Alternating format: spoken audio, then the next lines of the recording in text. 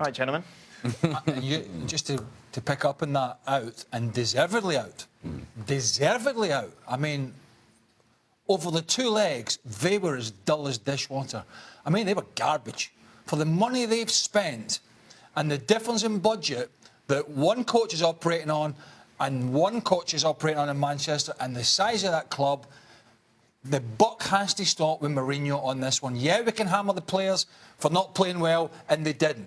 But why do you play Rashford in a different position? How can you get Sanchez into the game?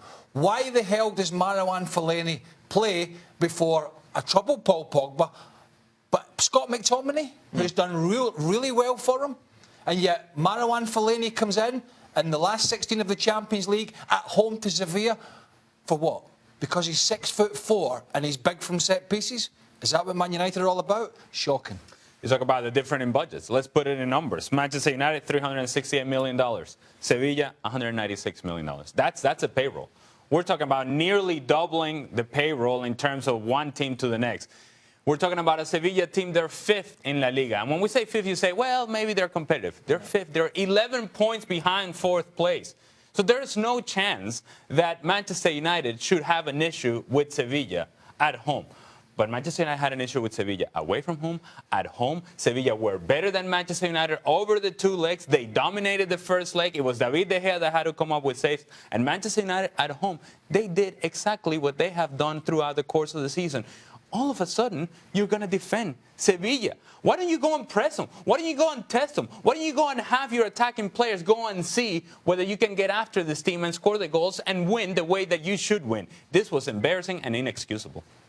I think you got to look at Mourinho. Yeah. Listen, it seems to be quite clear that when Mourinho is the so-called underdog or his team's up against it, he can stick a team out that can sit behind the ball and get in good defensive positions and then break. But when it comes to a night like this, where the pressure's on them and the onus is on them to go forward and break the opposition down, they can't do it. And I think part of the reason is because he's not picking the right players and putting them in the right spots. Craig's already talked about Rashford.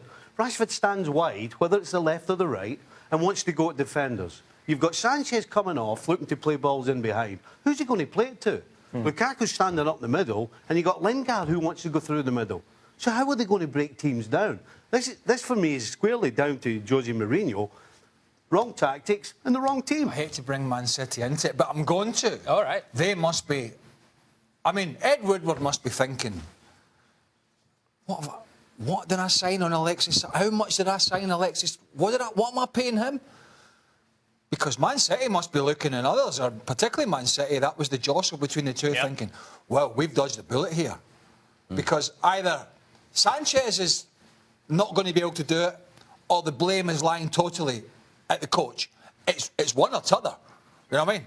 So there has to be an answer there somewhere. So City must be looking, thinking, well, we've got enough good players. He's signed and he's available for the Champions League. And that doesn't make a difference. I mean, if United go it, we know they're not going to win this competition, right? You know, and neither will Spurs. You know, Man City are the team that might win it. Liverpool are in a similar boat. They're probably going to go out at some point. But if you go out the competition to Bayern Munich, or Real Madrid, or PSG, or Barca, listen, and you get outplayed, listen, we know that's the way Mourinho does it. And if he gets battered by a bigger team, you might have to accept that. But as Ali pointed out, this is not a strong Sevilla team in their recent history. Yeah. This is not a strong Sevilla team. This Man United side, and the boys have touched on it a lot in the last couple of weeks in particular, they are abysmal to watch, and they played abysmally tonight. I guess that's my bigger question, is that Manchester United fans, who we get a lot of stick from because we criticize Mourinho and we say things like, look, this team could be better than what they are and should be better than what they are and should be playing better than they are. But they get comfortable in that and really, really cozy in that blanket that says, but Mourinho gets results. But what happens now? Yeah. So so where do we turn here? Because this is embarrassing, yes.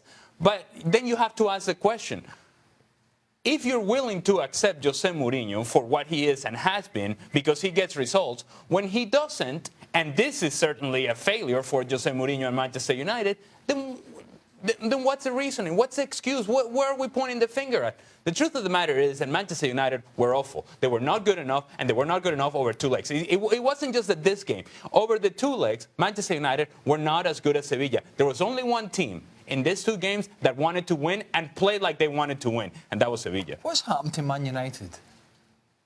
I mean, they had one, if not the most successful manager in football in Sir Alex Ferguson. But they had a sparkle, right? Not always, they didn't always win, didn't always play well, but they had a sparkle. They had always a little bit of genius about them in a time of turmoil. They've hired 3, they've gone from that, and they've hired 3 of the most boring managers in football. They took David Moyes out of Everton when nobody even thought he was getting the job. Then they hired Louis van Gaal, who's so pragmatic, it's unbelievable. And then they've gone down the road of Mourinho. What the hell has happened to this football club? They obviously don't understand what the history of the club. You know, the history of the club has been about attacking, open attacking football, from Matt Busby all the way through to Fergie. But then they hire these managers who don't do that.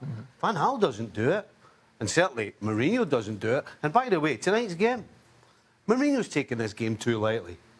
When you start with Matic and Fellaini as your two guys in the middle of the park, you ain't going to get anything going forward from them. You ain't going to get any of them picking passes.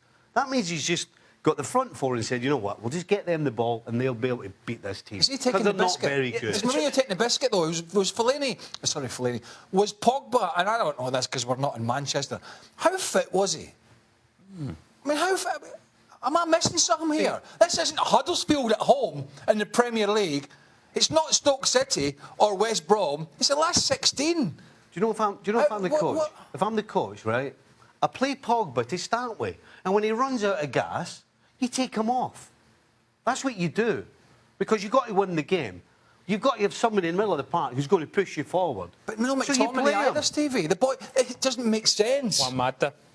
Juan Mata played it. It just does. There's no rationale. This is what I'm trying to get into that Mourinho psyche. It was an off night, by the way. You have such a good result against Liverpool. 2-1. Your best first half performance we've seen all season.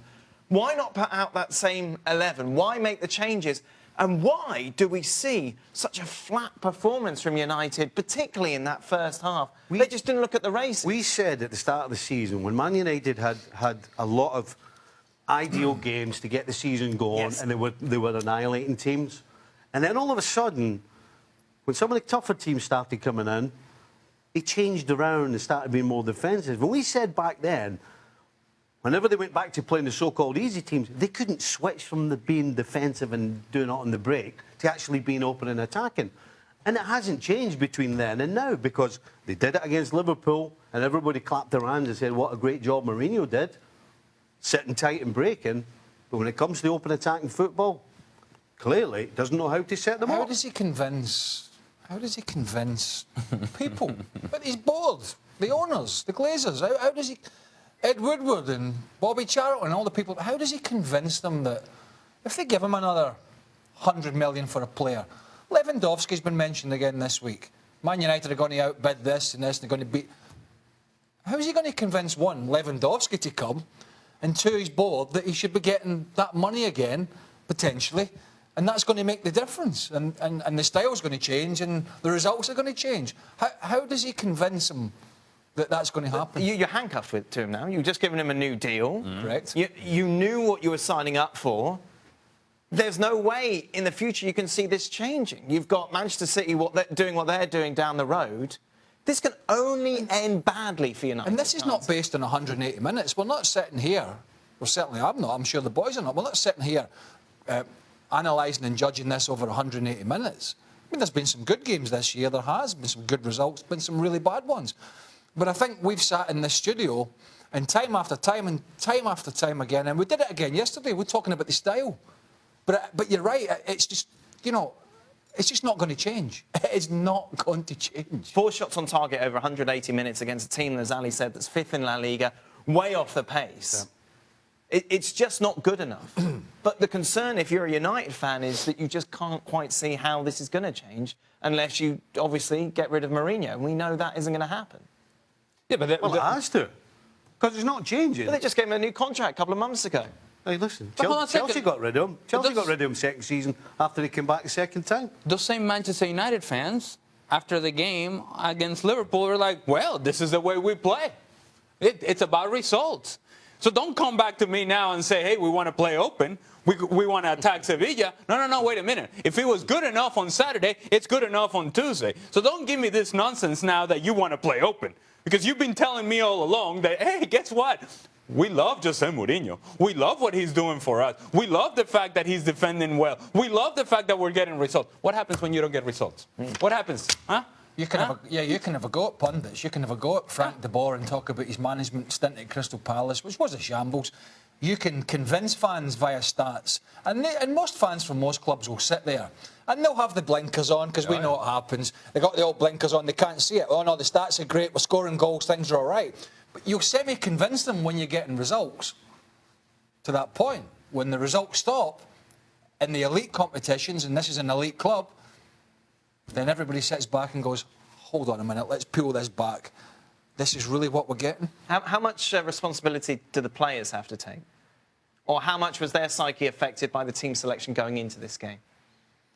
Well, if I'm a Man United player and I see Marouane Fellaini's name on the team sheet, I'm scratching my head straight away. I mean, the guy's an international player, but I've said it 100 times, he's not a Man United player, in my opinion. Okay, here's a question for you. Do you think that Paul Pogba was sitting on the bench thinking that?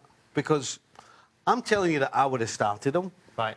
But I was shocked how bad he was when he came on. Is that because... Yeah. Is that because he's sitting on the bench thinking, hold on a second, why is this guy playing? What am I doing sitting on the bench? Is it...